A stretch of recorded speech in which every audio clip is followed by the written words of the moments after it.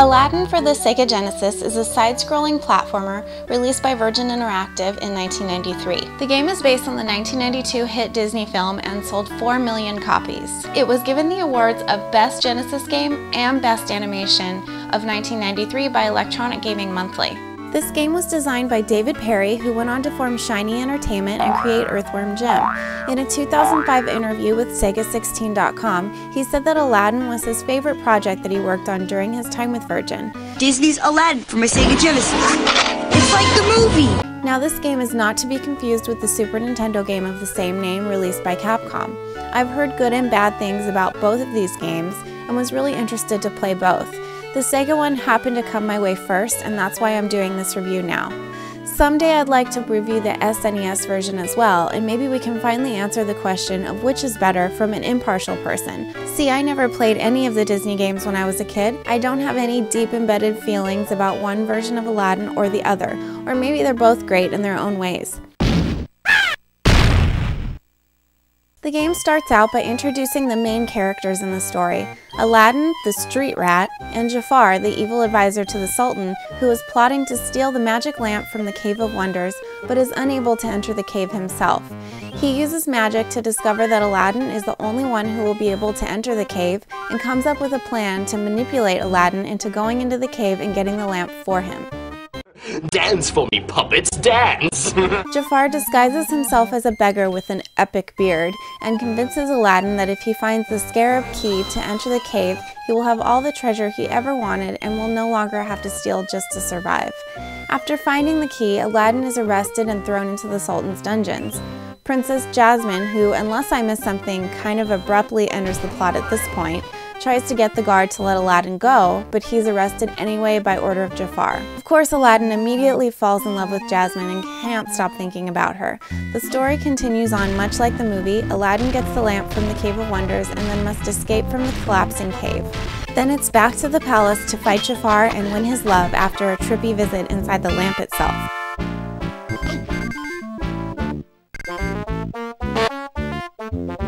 The music was one of my favorite things about this game.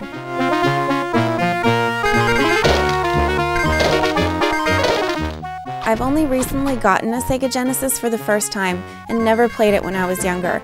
I wasn't expecting much from the music because I had heard that the console doesn't have very good sound, but was pleasantly surprised with this game.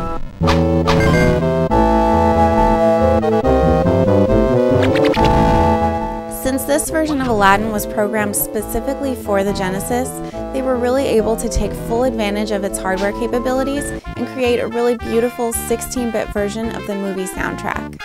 Each level has an instrumental version of a recognizable song from the movie.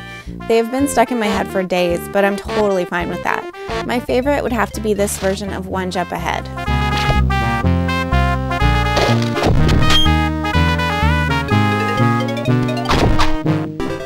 The controls work well. The C button makes Aladdin jump, the B button is to attack using his sword, and A makes him throw apples. Many of the enemies can be defeated pretty easily using a combination of these attacks. I had a bit of a problem with the controls with these platforms that disappear into the wall. Sometimes when the platform was extended from the wall and I should have been able to jump on it, I would still fall right through it. Other than that, I felt like I had pretty good control over Aladdin most of the time, even though I occasionally fell right off the edge of platforms. You want to be able to run right to the edge of a cliff or platform before you jump off, but he tends to fall just a bit sooner than you think he would. If it wasn't already obvious up to this point, you play the game as Aladdin. You navigate the levels, finding your way to the end. The level design is really nice on this game. Even though it pretty much guides you towards the end goal in the classic style of a platformer, it has more of a feeling of exploration than most other platforming games I've played. This is probably because you don't just run in one direction. You have to climb buildings and sometimes go backwards and back down to get where you need to go. And a little exploration is often rewarded with bonuses and a traveling salesman who will sell you additional lives. I found the enemies to be pretty predictable and easy to defeat for the most part. Some of the enemies were more difficult simply because of their placement on the level rather than their actual behavior. That is, except for the bats. Those things are hard to kill. The more difficult parts of the game I came across, which killed me over and over, had more to do with the terrain of the levels than the enemies. Some of the jumps in this game are tough, and a lot of the time it feels like you're blindly jumping off the side of the screen without knowing if there's a platform for you to land on or not, which I just discovered when playing this game makes me very uncomfortable. I also tended to have a lot of trouble with the disappearing platforms that were a recurring thing throughout the game.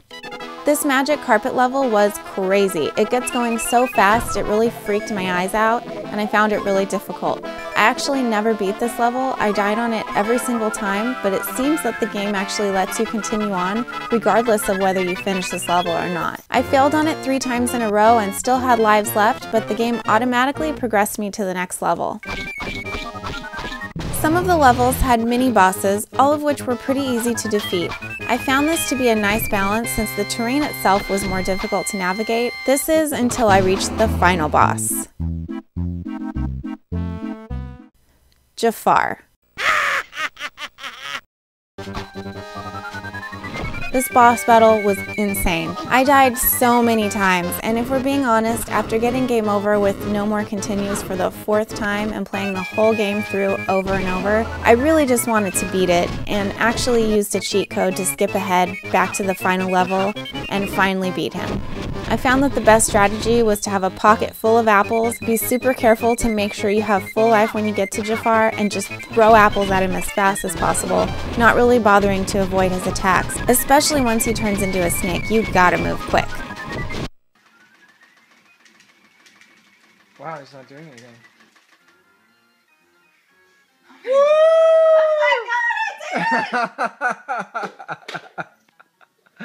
Oh my god! The graphics are beautiful. So much detail was put into all the level design, and the characters are all perfect. Actual Disney animators worked with the game design team to get the cartoony look that they achieved, keeping the look of the game true to the film. The cutscenes, I guess you could call them, could have been a bit more interesting. They were just pictures and text. It takes a really long time to switch to the next screen, and there's no way to skip ahead to the next page in the story. If you push a button, it just skips straight to the next level. Because of this, I didn't even realize I had skipped over a lot of the story until like the 3rd time I played through this game. I really enjoyed the other details in between the levels though. The title screens announcing each level were simple but very well done, and I thought that the animated smoke coming out of the lamp was a really nice touch. The screen that pops up when you die was really cute and brought in some of the humor from the film. And the screen that shows when you beat a level was just as charming.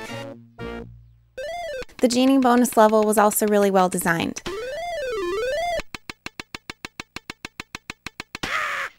Other small details like the way you deflect items thrown at you with the sword and the wrecking balls that swing back and forth were really nice touches as well. Although there were some very difficult parts and I started to feel a little frustrated at certain points, I still wanted to continue on and really wanted to finish this game. The difficulty is not due to poor level design or bad controls, it's just part of the game, which makes you want to play more and figure out how to pass these tricky parts, rather than throwing down the controller in disgust and storming off. This may have happened to me before. Possibly. What? There was...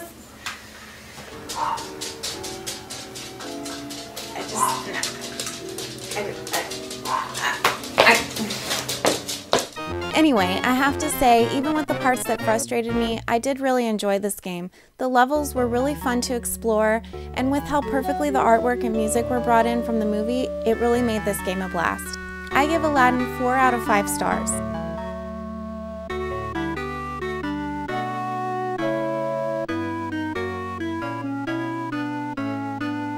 Thanks so much for watching my review of Aladdin. I really hope you enjoyed it. Matt and I are alternating doing game reviews now. I do one week, he does one the next week. So you can check out our previous game reviews that we've done, or you can subscribe if you'd like to be notified when we upload more. Thanks again, and I'll see you next time. Bye!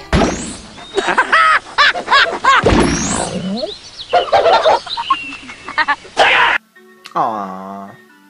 Was he grabbing for her butt? Oh my.